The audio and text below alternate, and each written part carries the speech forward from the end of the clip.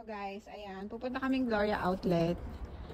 Maaga pa. Kakain muna kami dito sa may MRT. Kakain ako neto. Iinom ako neto. Ang sugar ko ay dagdag akong isa. Tapos pay na ako. Cash.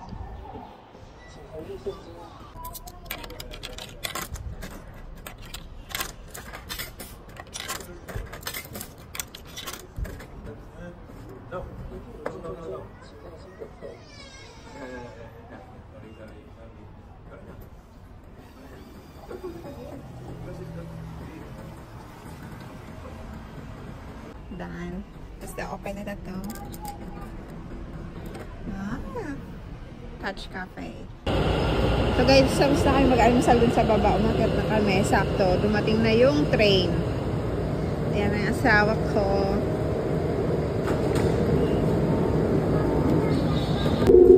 So guys, ayan. Nasa biyahe na kami. Puro bundok na makikita.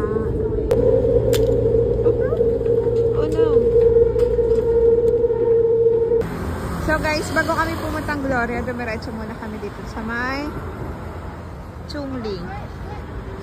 At nandito na nga kami sa mga store ng bilihan ng ginto kasi wala talaga kami balak bumili ng ginto. Pero si Jay nga, 1 year niya ng pangarap na magkaroon ng bilog yung dragon niya. Yung ganyang beads na gold talaga siya. Sabi ko sa kanya, deserve niya naman yun at investment din yan. Kaya for the go na kami. At habang namimili nga si Jay ng mga design, ayan si baby kumakain ng ice cream. Tapos pinaglalaroan niya yung calculator. After nga makapamili ni Jay ng beads, ayan nagtitingin siya ng mga chain na gusto niya. Kasi nga, gusto namin mag-trade ng ginto niya. Gusto niya maipataas yung grams ng necklace niya. Kaya nagka-canvas kami per store kung magkano ba yung trade-in ng necklace niya para sa mas mataas na grams. After nga namin mag-ikot-ikot dito sa mga store, tapos nagka-canvas kami, nagtitingin kami ng mga style na gusto talaga ni Jay. Ayan yung pinaka-style na gusto niya. Sabi ko, i-trade-in niya na yung necklace niya. Kasi 3 years ago na rin yung necklace niya na yon. Sabi ko, i-upgrade niya na sa mas mataas na grams. Tapos nga may nakita kaming pendant na ang ganda, may dragon, tapos may nakasulat din na lucky, long life. Ang ibig sabihin nun. Tapos meron siyang abacus. Kapag nagagalaw yung pendant ay natunog. Ang gandang-ganda talaga ako doon. Kaya yung binili na rin ni Jay. Papunta na kami doon sa may Lingko. Hindi na kami dadaang Gloria. There's airplane. Wala na kasing oras. Kaya diretso na kami Lingko. So guys, nandito na kami sa may Lingko.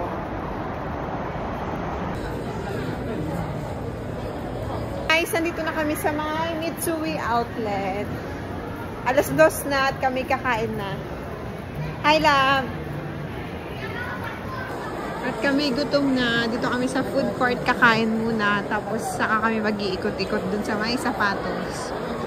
Habang naghahanap nga kami ng pwesto, ayaw mo order naman si Jay ng pagkain namin kasi nga ang dami din pila tapos ang hirap din kumuha ng pwesto kaya hati kami sa gawain, 'di ba? Ako tagahanap ng pwesto, siya tagabili ng pagkain namin. Umorder nga pala kami ng may isang sabaw para maganang kumain si baby kasi masabaw talaga yan pag kumakain. Sabaw is life talaga yan si baby pag kumakain. Umorder nga pala ako ng almond milk na shave ice, hindi naman masyadong masarap. May mga jelly siya sa ilalim. Namin na-appreciate yung lasa ng ramen. Mas masarap siguro pag maanghang kaso nga hindi naman pwede gawang ni baby.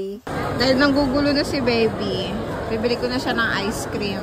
Kami nga lang kumain ni Jay niya ng ice cream kasi nga yung kinailan dyan ni baby yung strawberry kasi strawberry is life talaga si baby. Minsan kasi hindi niya talaga trip yung chocolate, lalo na may itim na pagkain. Minsan naman, may time na gustong-gusto niya. Kaya kami na lang kumain ni Jay niya, ang sarap kamo niya. At ito pa nga yung isa kong in-order, siya, samgyeopsal siya, na naka-plate na siya. Tapos ay nabitin kami, kaya sabi ko kay Jay, umorder pa siya ng isang steak. Kasi nga hindi naman siya nabusog dun sa may sabaw, tapos hati kami dun sa kanin. Sabi ko, nagugutom pa rin ako. At si Jay talaga, pagdating sa pagkain namin, ay hindi talaga nagtitipid yan. Food is life talaga. At ayan yung sinasabi ko, yung shave ice, hindi siya masarap. After nga namin kumain at makapagpahinga, nagtitingin na kami ng mga sapatos kasi nga, pahirapan ako kapag bumili ng sapatos. Gawang wala nga lagi yung size ng paa ko. Size 5 lang kasi ako. Meron sana dun sa may Nike at saka Skechers, kaso nga, laging wala yung size ko. 5cm nga lang kasi yung size ko, kaya pahirapan talagang bumili. At naswertehan nga, merong size yung gusto kong sapatos dito sa Puma. Tapos bumili din kami jacket ni Jay kasi sobrang tagal na yung jacket niyang itim, 5 years ago na.